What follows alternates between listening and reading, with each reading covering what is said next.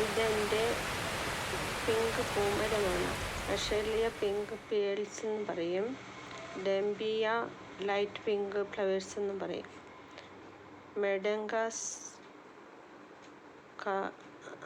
മെഡാങ്കസ്കർ എന്നാണ് പറയുന്നത്. ഫൊഡോഡെൻഡ്രോൺ എന്ന് പറയും. പെംപെരീസ് ഇൻ ഫ്ലവർ പ്ലാന്റ്. ഡൊബേയ സ്പ്രൈറ്റ് എന്നും പറയും.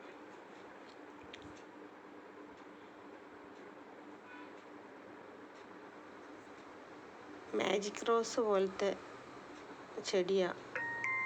പണ്ടൊക്കെ നമ്മൾ മാജിക് റോസ് എന്ന് പറയില്ലേ, വെള്ളയും പിങ്കും ഒക്കെ ഉണ്ടാകുന്നത് അതുപോലെ.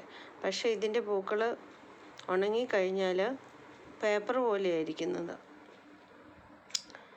നല്ല ഭംഗിയാണ്, കൊലകുത്തി ഉണ്ടാകും.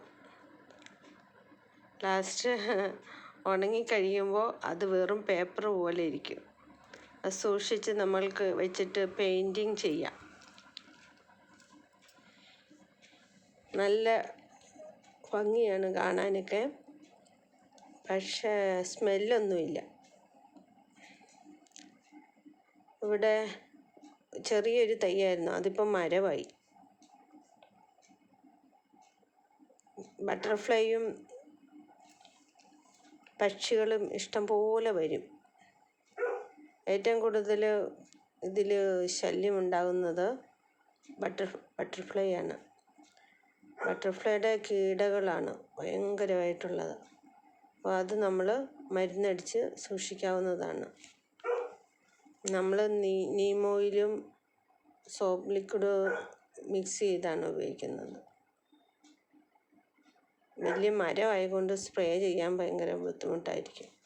അതുകൊണ്ട് നമ്മൾ ചെറുപ്പത്തിൽ അത് വെട്ടിവിട്ടാണ് ഉപയോഗിക്കേണ്ടത്. അതായത് വെട്ടി വിടണം 6 മാസത്തിലൊരിക്കൽ. അതിന് ശേഷം പൂ വരും. പൂ വന്നതിന് ശേഷം വീണ്ടും വെട്ടിവിടണം. അപ്പോൾ എനിക്ക് വലിയൊരു മരമായിട്ടും ഉണ്ട്, ചെറിയ തൈകളായിട്ടും ഉണ്ട്. ഈ വീഡിയോ ഇഷ്ടപ്പെട്ടെങ്കിൽ ലൈക്കും ഷെയറും സബ്സ്ക്രൈബും ചെയ്യാൻ മറക്കരുത്. സബ്സ്ക്രൈബ് ചെയ്ത് കഴിയുമ്പോൾ ഓൾ എന്ന ബട്ടൺ കാണും, അതും നിങ്ങൾ ക്ലിക്ക് ചെയ്യാൻ മറക്കരുത്. എൻ്റെ വീഡിയോ കണ്ട് അഭിപ്രായങ്ങൾ പറയണം. ഈ വീഡിയോയിൽ പെറ്റ്സും ഉണ്ട്.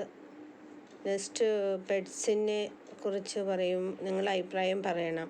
തീർച്ചയായിട്ടും ഫ്ലവേഴ്സിൻ്റെയും ചെടികളുടെയും അഭിപ്രായങ്ങൾ പറയണം. നിങ്ങൾ പറയുന്ന ഇതിൻ്റെ റിപ്ലൈ ഞാൻ നെക്സ്റ്റ് വീഡിയോയിൽ തരുന്നതായിരിക്കും. Okay, thank you.